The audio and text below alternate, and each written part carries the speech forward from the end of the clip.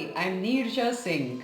I bring you 30 insights into the art of surviving, thriving through, and not dying of a generation gap. And these are for all pre-cable liberalization to all post-cable liberalization folks. Boomers and Zoomers in short. Insight 14. Millennials do not participate in the political process across nations. Their voter turnout is low. They are skeptical of how democracy works and they feel turned off by politicians and parties. The term for it is political apathy, and the reason for it is underrepresentation in the parliaments. In India, there has been an increase in political awareness of the young in recent years.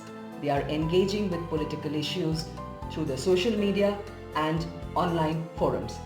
And even though political parties have talked skilling and employment surprisingly, according to a survey, at least a quarter of our millennials are skeptical about the authenticity and the legitimacy of the voting process, the electronic voting machine in particular. A vicious cycle is in place. Because they do not participate, parties and candidates do not cater to their interests. Because they do not show up to vote, parties do not bother to nominate younger candidates. An inadequate representation makes them even more indifferent to the representative system. They find that their agenda points are neglected and the candidates bear little resemblance to them. They don't identify with them. The average age of the Indian population is 27 years and the average age of the Indian MP is 57. The age difference is of more than a generation. Studies show that on an average, a mere 10% of sitting MPs are 35 years and lower. Kira Peter-Hansen from Denmark is an unusual case. She's just 21. She was still studying at the university when she was elected to the European Parliament.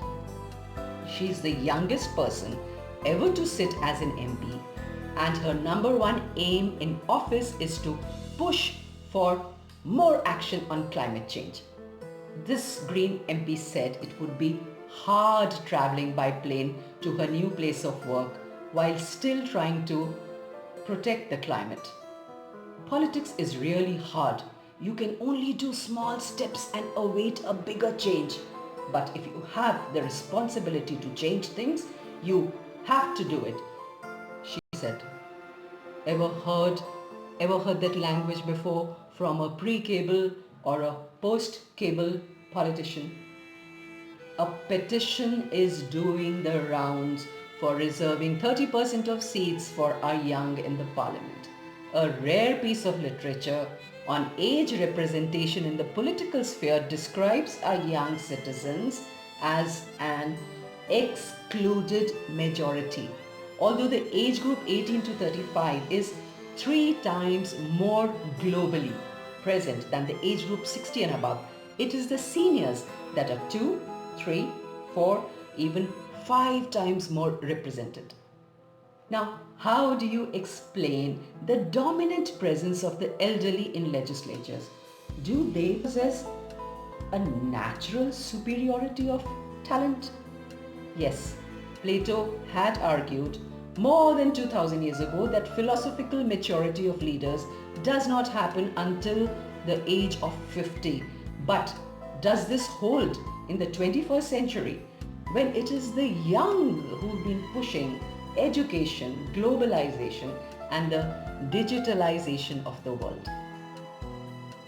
Ideology and policy preferences change with age. Gen X might favor lower taxes, whereas the millennials might favor higher spending on education and welfare. While the young want to focus on gender equality, climate change, poverty, unemployment, overpopulation, the boomers and the traditionals are still dealing with age-old issues of casteism, religious intolerance, and on. European youths, for instance, they are more supportive of policy proposals related to same-sex marriages in comparison to older people. The minimum age for an MP in India is 25. If this were to be lowered across the world, the share of young legislators would likely increase. Age quotas are still in their infancy. If more countries would implement legislated age quotas, the share of the young MPs would certainly increase. Does this plea for youth reservation in Parliament, does it strike a chord with you? This teenager is ready to listen. Book me to speak on the never-before aspects of generation gap. And watch out for insight